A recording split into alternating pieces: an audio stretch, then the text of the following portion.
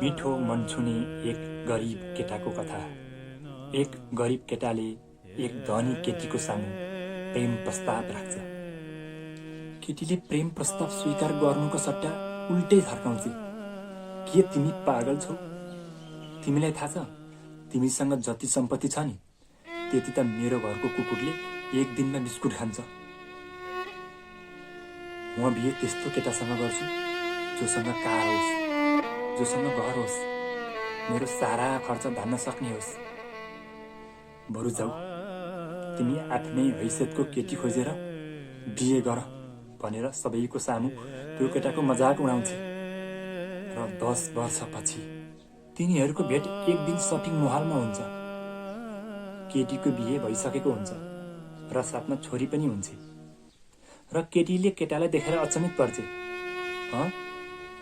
तिमी यहाँ के छ नि तिम्रो हालखबर? केटाले भन्छ, सब ठिक छ। अनि तिम्रो नि, तिम्रो के छ नि? केटीले भन्छ, मेरो पनि सब ठिक छ। हेर मेरो बिहे भइसक्यो। तिमीलाई थाहा छ मेरो लोग्ने कति ह्यान्डसम हुनुहुन्छ? घर छ, कार छ, महिनाको 50,000 तलब छ। त्यत्तिकैमा केटीको लोग्ने पछाडिबाट आउँछ र त्यो केटोलाई देखेर अचम्मित पर्छ। हेलो सर, तपाईँ यहाँ? हजुर, कपडा सपिङ गर्न आएको। अनि तिमी नि? म पनि मेरो बुढीसँग कपडा सपिङ गर्न आएको सर। भन्दै त्यो केटाको परिचय आफ्नो श्रीमतीसँग गराउँछ। बुढी, उहाँ मेरो बोस हुनुहुन्छ अनि म चाहिँ उहाँको म्यानेजर। तिमीलाई थाहा छ सरको तलब कति छ? महिनामा 5 लाख छ, 5 लाख। अनि एउटा घर पनि छ। अनि उहाँको एउटा मर्सिडिज गाडी पनि छ। तिमीलाई थाहा छ सर एकजना केटीलाई खुब धेरै माया गर्नुहुन्थ्यो। तर ऊ धनी थिए, सर गरिब। त्यसैले सरको प्रेम प्रस्ताव उसले अस्वीकार गरे। सरले धेरै मेहनत गरेर पढ्नुभयो र आज यहाँसम्म आइपुग्नुभयो। आज पनि त्यो केटीलाई सरले असाध्यै धेरै माया गर्नुहुन्छ। त्यसैले अहिलेसम्म बिहे नगरिकन बस्नुभएको छ। त्यो केटी कति अभागी होली जो स्वर जस्तो साँचो प्रेम गर्नेलाई माया गरिन।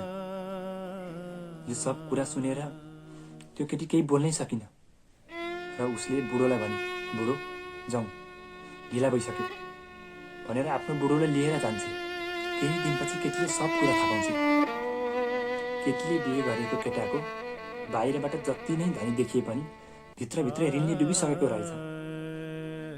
उसले किनेको घर, गाडी सब बैंकको किस्तामा रहेछन्। उनीहरूको घरमा झगडा बन्न थाल्छ। उता त्यो केटो भने आफ्नो मेहनतले अझ बढी सफल बन्दै जान्छ।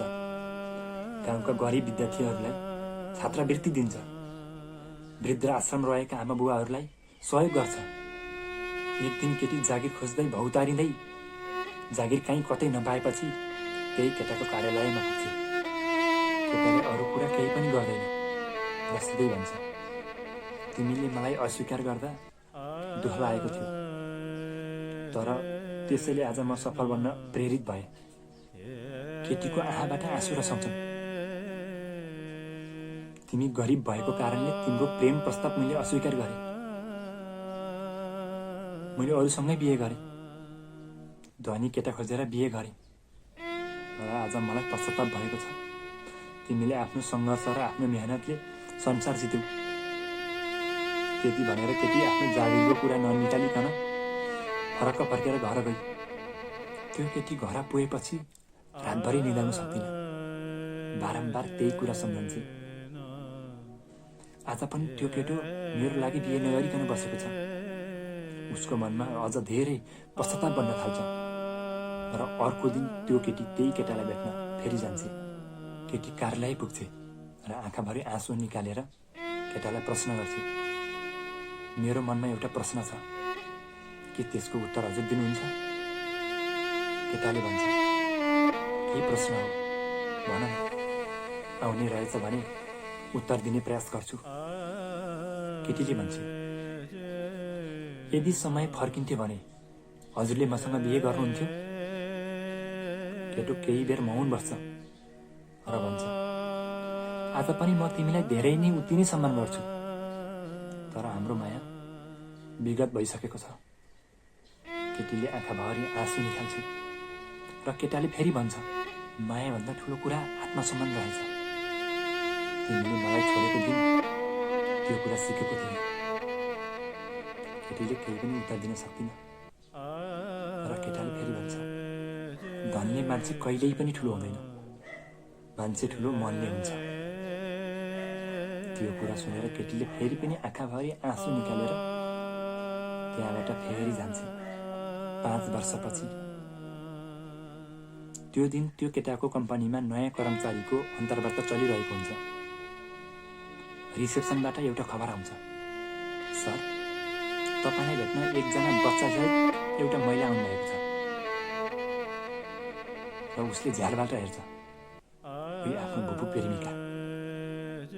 यो पटक उसको अनुहारमा खुसियाली होइन, पीडामै पीडाली भइएको अनुहार थियो र त्यो केटाले त्यो केटीलाई भेट्नलाई माथि पठाउँछ र आउँछ। केटीले आँखाभरि आँसु निकालेर भन्छे, अब यो संसारमा मेरो श्रीमान हुनुहुन्न। सबै व्यवसाय डुब्यो, सबै सम्पत्ति सकियो, छोरीको पढाइ रोकिएको छ। त्यसैले अन्तिम आशा हजुर नै हो भनेर हजुरकोमा आएको।